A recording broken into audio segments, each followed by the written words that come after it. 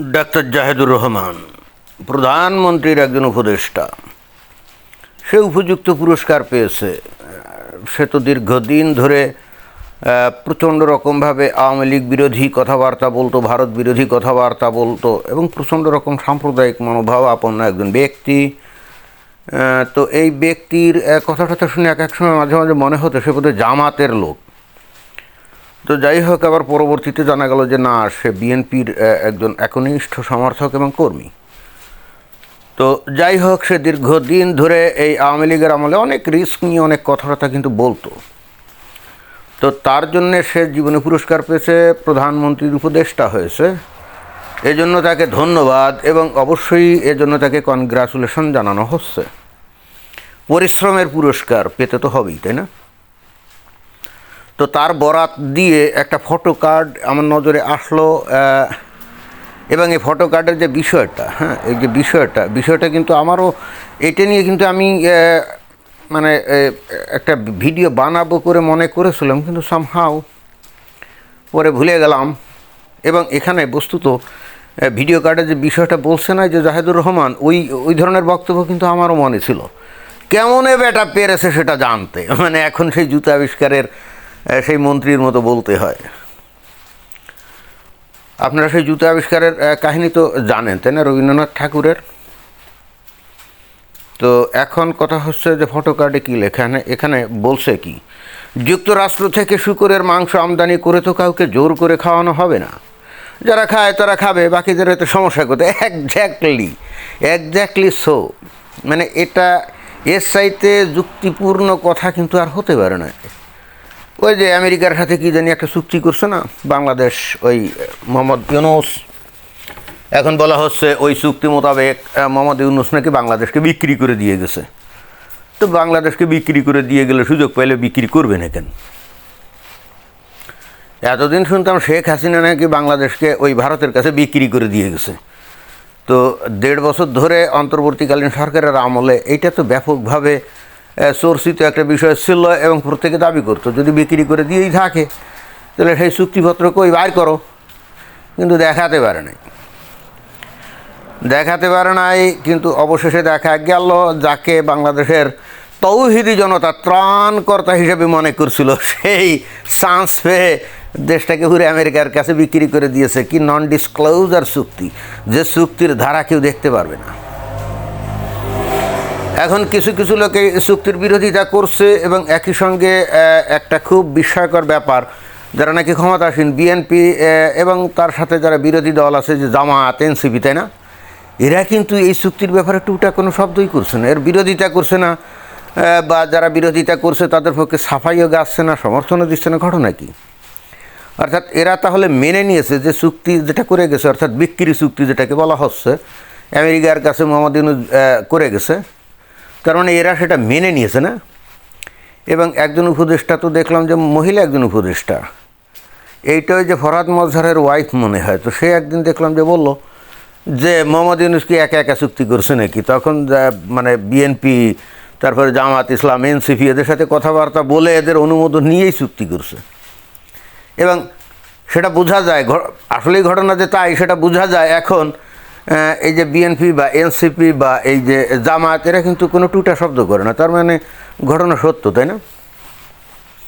তো এখন ওই চুক্তি অনুযায়ী আমেরিকা থেকে কৃষিপণ্য এবং এই মাংস, অর্থাৎ মিট, এগুলোও নাকি বাংলাদেশে আমদানি করতে হবে, বিশেষ করে জিএমও ফুড। জিএমও ফুডটা কি? জেনেটিক্যালি মডিফাইড না, জিএমও, জেনেটিক্যালি মডিফাইড, তারপরে কি জানি না। তো এই ধরনের খাদ্য খাবার নাকি এই আমেরিকা থেকে আমদানি করতে হবে এবং তার মধ্যে নাকি এই শূকরের মাংস আমদানির কথাও বলা আছে। তো যারা নাকি এই চুক্তির সমালোচনা করছে তারা কিন্তু বলছে, তারা ব্যাপকভাবে বলার চেষ্টা করছে এটা কোন ধরনের কথা। বাংলাদেশ হলো একটা মুসলিম প্রধান দেশ, তৌহিদি জনতার দেশ, তাদেরকে কি এখন শূকর খাওয়াবে নাকি, মানে শূকরের গোস্ত খাওয়াবে নাকি, যেটা ইসলামে কঠিনভাবে একটা হারাম খাবার, তাই না? এটা আমার কাছে কিন্তু কখনোই বোধগম্য হয় না যে শূকরের মাংস হারাম হবে কেন, এটা তো আমার কাছে ঠিক বোধগম্য না। কারণ দেখেন যে গরু মহিষ এগুলো তো একসময় এগুলোর একটা উপযোগিতা ছিল, গরু গাড়ি টানতো, তারপরে এগুলো দিয়ে লাঙ্গল চাষ করা হতো, তাই না? হিন্দুরা বস্তুত ওই কারণেই গরু খাওয়া নিষেধ করছে।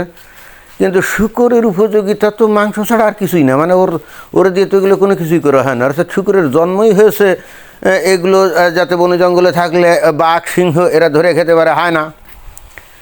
আর যদি মানুষ এগুলো পালন করে তাহলে কী জন্য পালন করবে বলেন? না তো খাওয়ার জন্যই তো, তাই না? এদের তো মানে মাংস খাওয়া ছাড়া এদের তো অন্য কোনো উপযোগিতা নেই। তো কোরআনে আল্লাহ কী কারণে এই শূকরকে নিষেধ করলো কে জানে, বুঝলাম না। যা করে যখন ফেলছে এখন করার তো কিছু নেই, আল্লাহই ভালো জানে কেন নিষেধ করেছে, তাই না? বলে শূকর নাকি নোংরা খাদ্য খাবার খায়, তা তো বুঝলাম। কিন্তু এখন এই পশ্চিমা দেশে দেখি যে শূকর যেভাবে পালন করে, নোংরা খাবার তো দূরের কথা, এত উন্নত মানের খাবার খায়। তো যদি যুক্তি হিসেবে ধরা হয় যে নোংরা খাবার খায়, যেটা নাকি আমরা বাংলাদেশে একসময় দেখতাম যে যারা শূকর পালন করতো ওই রাস্তাঘাটে চড়াতো, আসলেই তো নোংরা খাবার খাইতো, সেটা দেখতাম। কিন্তু যখন খামার করে পালন করা হয় তখন তো আর নোংরা খাবার খায় না, তাই না? তাহলে নোংরা খাবারের অভিযোগে যদি এটা হারাম হয়, তাহলে ভালো খাবার যখন ফার্মে খাইয়ে এদেরকে পরিপালন করা হয় তখন তো আর হারাম থাকার কথা না। তো যাকে এই সমস্ত যুক্তিফুক্তি দিয়ে কোনো লাভ নাই, হারাম তো হারাম। তো এইটা নিয়ে এই বাংলাদেশে ইদানিং ব্যাপক চর্চা হচ্ছে যে এটা কোন ধরনের কথা। এখন আমেরিকা কি বাংলাদেশের তৌহিদি জনতাকে শূকরের গোস্ত খাইয়ে কি সব কাফের মুনাফেক বানিয়ে ফেলবে নাকি? তো এরই প্রতি উত্তরে এই জাহেদুর রহমান এই কথাটা বলছে যে যুক্তরাষ্ট্র থেকে শূকরের মাংস আমদানি করে তো কাউকে জোর করে খাওয়ানো হবে না, যারা খায় তারা খাবে, বাকিদের এতে সমস্যা কোথায়? Exactly right. তাই তো বাংলাদেশে খালি তো তৌহিদি জনতা আছে তা তো না, অন্তত 10-11% তো নন মুসলিম আছে, তার মধ্যে হিন্দু, খ্রিস্টিয়ান, বুদ্ধিস্ট এরা আছে না? আছে তো। তো তার মধ্যে হিন্দুদের সংখ্যা বেশি, প্রায় 8-9%, রাইট? তো এদের একটা বিরাট অংশই তো শূকরের গোস্ত খায়। আর খ্রিস্টান আর ওই যারা বুদ্ধিস্ট, বিশেষ করে চিটাগাং হিল ট্র্যাক্স বা চিটাগাং অঞ্চলে যে সমস্ত বুদ্ধিস্ট আছে বা চাকমা মারমা বিভিন্ন ওই জনজাতি আছে আদিবাসী, তাদের অন্যতম প্রিয় খাবারই তো ওই শূকরের গোস্ত। তো তাদের সংখ্যা তো কত, 1.5 থেকে টোটাল হিন্দু আর ওদেরকে মিলে 1.5 থেকে 2 কোটি তো হবেই। তা 1.5 থেকে 2 কোটি নন মুসলিম, তাদের কাছে তো শূকর জনপ্রিয় একটা খাবার। তো তাদের 1.5 থেকে 2 কোটি লোকের একটা মার্কেট, তাই না? তো অতএব আমেরিকা থেকে যদি এই উন্নত মানের শূকরের গোস্ত আমদানি করে তো তারা খাবে। এখানে কোনো মুসলমানকে কি বাধ্য করা হবে নাকি, বেটা কেন খা? না, তা তো না। তারা ওই শূকরের মাংস থেকে দূরে থাকবে, কিন্তু যারা নন মুসলিম তারা কিনে কিনে খাবে, সমস্যা কি? এখানে কাউকে তো জোর করে খাইয়ে তার ধর্ম থেকে তো তাকে বিস্মিত করা হবে না, কেউ সেটা করতেও তো যাচ্ছে না, তাই না? যারা খাবে তারা খাবে, এবং যারা খাবে বস্তুত এই ধরনের ব্যবসায়ী যারা আছেন নন মুসলিম, তারাই আমেরিকা থেকে আমদানি করবে এবং তারপরে বাজারজাত করবে। যারা খাবার তারা খাবে, আর যারা মুসলমান তারা খাবে না। সো এটা তো খুব তুচ্ছ একটা ব্যাপার, তাই না? সামান্য একটা ব্যাপার। এটি কমন সেন্স যদি তৌহিদি জনতা না থাকে, বুঝলাম না।